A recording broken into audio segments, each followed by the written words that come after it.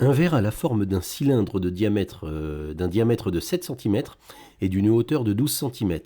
Peut-il contenir un demi-litre de liquide? Pour vous aider, on va peut-être dessiner un cylindre qui représente le verre. Donc le verre est comme ceci. Et donc si vous avez une idée, à tout moment, vous mettez la pause. Si vous savez comment continuer, vous essayez de continuer et de résoudre l'exercice. Ok, la première bonne idée pour voir un peu ce qui se passe, c'est de mettre les nombres sur le dessin. Le diamètre de 7 cm, où est-ce que je vois ça sur le dessin? C'est le diamètre de la base. Voilà, c'est ici. Voilà, 7 cm, c'est ça. Et la hauteur du verre, c'est 12 cm. Donc on va mettre 12 cm ici en hauteur. Donc comme ça, on voit bien où sont les 7 cm, où sont les 12 cm sur le dessin. Et je veux savoir s'il peut contenir un demi-litre de liquide.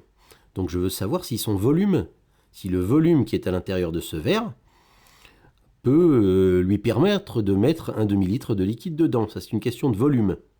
La contenance, c'est le volume.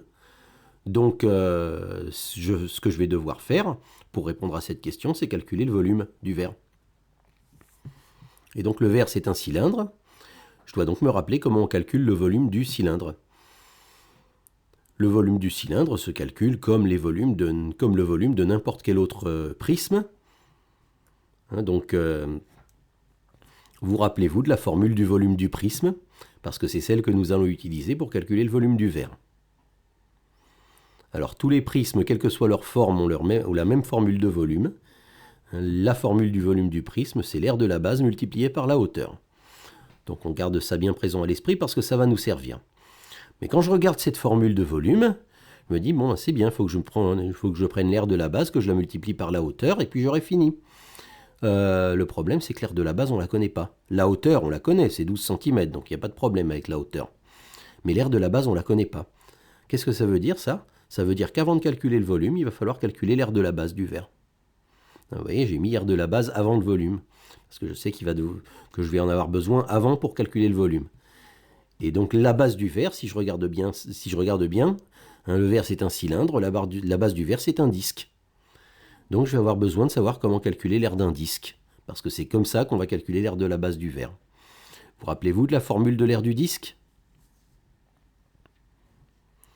Eh bien la formule de l'aire du disque, pour obtenir l'aire d'un disque, il faut faire le produit pi, le nombre pi, fois rayon au carré. Alors rayon au carré, le petit 2 en haut à droite, je vous rappelle que ça veut dire rayon fois rayon. C'est la même chose que si j'avais écrit pi fois rayon fois rayon. Voilà. Donc le nombre pi, il est accessible par votre calculatrice. Vous avez une touche avec pi sur votre calculatrice. Donc vous ne vous occupez pas trop de sa valeur, vous allez juste taper à la calculatrice. Rayon au carré, rayon fois rayon, ça me dit que là, pour calculer l'aire du disque, il faut que j'aie le rayon du disque. Et là, le rayon du disque, il n'est pas donné dans l'énoncé. Donc avant de calculer l'aire du disque, je vais devoir calculer le rayon. Donc vous voyez, j'ai rajouté un titre encore avant, rayon de la base du verre. Et pour calculer le rayon, ça c'est très simple. Je prends le diamètre qu'on me donne et je le divise par 2. Le rayon, c'est la moitié du diamètre. Donc là, voilà, je vois, j'ai une stratégie. J'ai différentes étapes qui, à la fin, vont me mener au volume de ce verre. Et quand j'aurai le volume de ce verre, je verrai s'il peut contenir un demi-litre de liquide. Bon, alors on va commencer en suivant ces étapes-là. Le rayon de la base. Donc, ça y est, vous l'avez calculé? Le rayon, vous prenez le diamètre de la base et vous le divisez par 2. C'est donc 7 divisé par 2, ça fait 3,5 cm. Donc on sait que le rayon de la base, c'est 3,5 cm. Et là, on voit juste après, vu ce qu'on avait marqué, qu'on doit se servir de ce rayon pour calculer l'aire de la base du verre. Est-ce que vous pouvez le faire? Alors voyons, l'aire de la base du verre, c'est l'aire du disque. D'accord? Donc voilà, l'aire de la base, je l'appelle A comme R, et je sais que c'est l'aire du disque. Je vais devoir me servir de cette formule-là. Pi fois rayon au carré, et le rayon, on vient de le calculer, c'est 3,5. Donc je vais remplacer rayon par 3,5, et je vais trouver que l'aire de la base, c'est pi fois 3,5 au carré. Prenez un instant pour bien remarquer que ce que je viens d'écrire là sous R de la base du verre, c'est la même chose que ce qu'on a écrit sous l'air du disque. On a juste remplacé le rayon par 3,5, maintenant qu'on sait que c'est 3,5. Alors ça, on va le taper à la calculatrice, et pour conserver un maximum de précision, on ne remplace surtout pas pi par 3,14 ni quoi que ce soit. On se sert de la touche pi de la calculatrice. On tape sur la calculatrice la touche pi, multiplié, 3,5, et puis il y a une touche au carré. Si vous ne la trouvez pas, vous pouvez aussi taper pi fois 3,5 fois 3,5. D'accord? Et là, une calculatrice collège standard vous affichera ceci. Vous affichera 49 quarts pi, et vous savez que ce sont des centimètres carrés puisqu'on calcule une aire. Bien, ça c'est la valeur exacte sous forme de fraction. Souvent les calculatrices sont paramétrées pour donner des résultats sous forme d'une valeur exacte sous forme de fraction. Bon, ça nous dit pas, ça nous renseigne pas trop sur l'aire de la base. On pourrait en demander une valeur approchée. On a une touche pour faire ça sur la calculatrice pour demander une valeur approchée, mais on ne va pas le faire parce qu'en fait l'aire de la base, c'est pas ça vraiment qui nous intéresse, c'est le volume qui nous intéresse. Donc on va laisser ça comme ça. Et on va se servir de ça, de ce qu'on a trouvé, de ce 49 quarts fois pi, pour calculer le volume du verre. On va se dire, maintenant je connais l'aire de la base, même si c'est pas très agréable, c'est 49 quarts pi. Je vais considérer que 49 quarts de pi, c'est l'aire de la base et que je la connais. Et donc le volume du verre, que j'appelle V comme volume, est-ce que vous pouvez le calculer maintenant? Je pense qu'on a tout ce qu'il faut. Ah oui, le volume du verre, c'est le volume du prisme. C'est la formule du volume du prisme. On avait besoin de l'aire de la base et de la hauteur. Eh bien, on a l'aire de la base, c'est 49 quarts fois pi. On a la hauteur depuis le début, c'est 12 cm. Il suffit de faire le produit comme indiqué sur la formule. 49 quarts fois pi pour l'aire de la base, 12 cm pour la hauteur, et voilà le calcul qu'on obtient. Prenez un instant pour bien observer que le calcul qu'on vient d'écrire, sous les mots volume du verre, c'est exactement la même chose que la formule du volume du prisme qui est encadrée là, ici en vert clair. Et donc on va taper ça à la calculatrice. On tape, on a une touche fraction sur la calculatrice, on a une touche pi, on a tout ce qu'il faut pour taper à la calculatrice. 49 quarts pi fois 12. Et on obtient que le volume, la calculatrice nous indique 147 pi. Et comme on sait que c'est un volume et qu'on a tout mesuré en centimètres, c'est 147 pi centimètres cubes, l'unité de mesure du volume.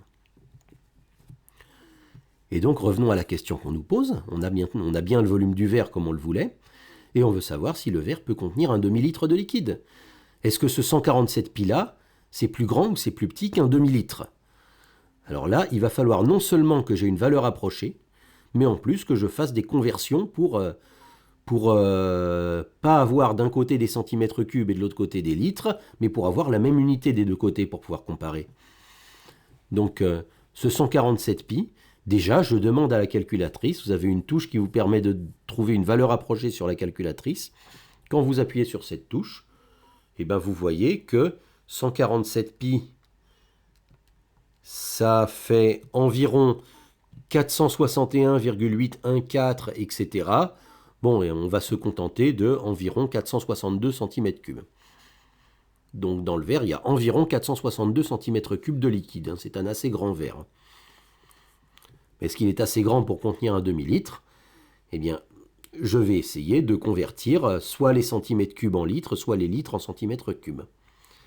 On va voir. Là, je vais prendre un demi-litre. Et je vais essayer de le convertir en centimètres cubes pour voir si c'est plus ou si c'est moins de 462. Alors, vous avez une vidéo sur la conversion d'unité. Vous pouvez essayer d'aller la voir, mettre la pause, faire la conversion et répondre à la question.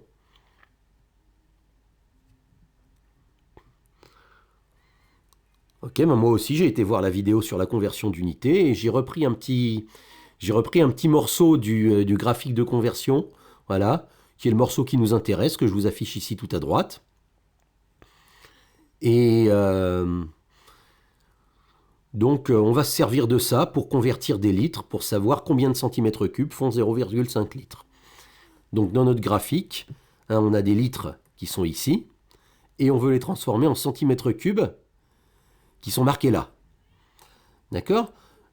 Donc, on va trouver un chemin sur le graphique pour aller des litres jusqu'au centimètre cube et on va faire toutes les opérations indiquées sur ce chemin. Voilà. Première chose, je vois une flèche qui monte, qui me dit que les litres, c'est exactement la même chose que les décimètres cubes. Ah, vous voyez? Et donc, je peux dire, voyant d'après cette flèche-là, qui me dit que les litres, c'est exactement la même chose que les décimètres cubes, me dire que 0,5 litres, c'est aussi 0,5 décimètres cubes. Voilà. Et pour passer des décimètres cubes au centimètre cube, eh bien, il faut que je suive ce chemin-là. Et sur ce chemin-là, il y a marqué fois 1000. Donc il faut que je multiplie par 1000 pour passer des décimètres cubes au centimètre cube. Et c'est exactement ce que je vais faire. 0,5 fois 1000, ça fait 500. Donc 0,5 litres, c'est exactement 500 centimètres cubes. Et 500 centimètres cubes, on voit tout de suite que c'est plus grand que 462 centimètres cubes. Donc notre verre, qui ne fait que 462 centimètres cubes, est trop petit pour contenir un demi-litre de liquide. La réponse est donc que le verre ne peut pas contenir un demi-litre de liquide.